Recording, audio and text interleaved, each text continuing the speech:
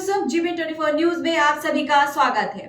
नेपाल में शुक्रवार को जजरकोट के पश्चिमी क्षेत्र में रात 11:47 पर 6.4 तीव्रता के जोरदार भूकंप के झटके महसूस किए गए। इसमें कम से कम 128 लोगों की मौत हो गई है और दर्जनों लोग घायल हो गए हैं और इसका असर दिल्ली समेत उत्तर भारत के राज्यों में भी महसूस किया गया। नेपाल में प्रत्यक्षदर्शियों ने कहा कि भूकंप के झटके इतने तेज थे कि इससे सैकड़ों घर ढह गए। राहत और बचाव में लगी एजेंसियों ने बताया कि भूकंप से अब तक 128 लोगों की मौत हो चुकी है। बड़ी संख्या में लोग घायल हैं जिन्हें इलाज के लिए नजदीकी अस्पतालों में भर्ती कराया गया है।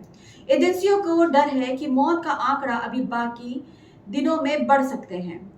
आइए देखते हैं एक रिपोर्ट। नेपाल के राष्ट्रीय भूकंप विज्ञान केंद्र ने कहा कि भूकंप की रिएक्टर स्केल पर भूकंप की तीव्रता 6.4 मापी गई है, लेकिन German research centre for geoscience ने बाद में तीव्रता को घटाकर 5.7 कर दिया और अमेरिकी भूवैज्ञानिक सर्वेक्षण ने इसकी तीव्रता 5.6 आंकी है। स्थानीय अधिकारियों ने कहा कि जजरकोट में भूकंप के केंद्र के पास के क्षेत्र में संपर्क स्थापित करना संभव नहीं था। जजरकोट लगभग 1,90,000 की आबादी वाला नेपाल का एक पहाड़ी जिला है, जहां सुदूर पहाड़ियों में बिखरे हुए गांव बसे हुए हैं। नेपाल के राष्ट्रीय भूकंप मापन केंद्र के अधिकारियों के अनुसार भूकंप का केंद्र जाजरकोट में जमीन के नीचे 10 किलोमीटर की गहराई में था।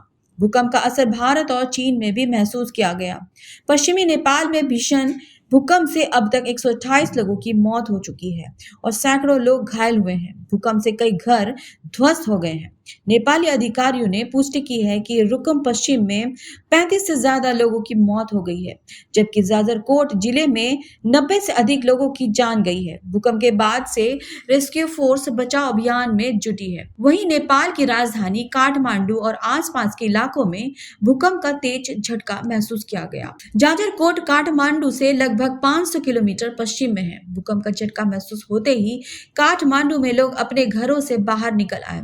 इस दौरान लोग सड़कों पर डरे सहमे दिखे। नेपाल के प्रधानमंत्री पुष्पकमल दहल प्रचंड ने भूकंप के कारण जान माल के नुकसान पर दुख व्यक्त किया। घायलों के तत्काल बचाव और राहत के लिए सुरक्षा एजेंसियों को लगाया गया है। नेपाल के भूकंप प्रभावित क्षेत्रों में तत्काल बचाव, खोज और राहत के लिए प्रधानमंत्री पुष्पकमल दहल प्रचंड नेपाली सेना की 16 चिकित्सा टीमों और आवश्यक सामग्रियों के साथ प्रभावित क्षेत्रों के लिए उड़ान भर चुके हैं। देश दुनिया की तमाम खबरों के लिए देखते रहिए GB24 न्यूज। धन्यवाद।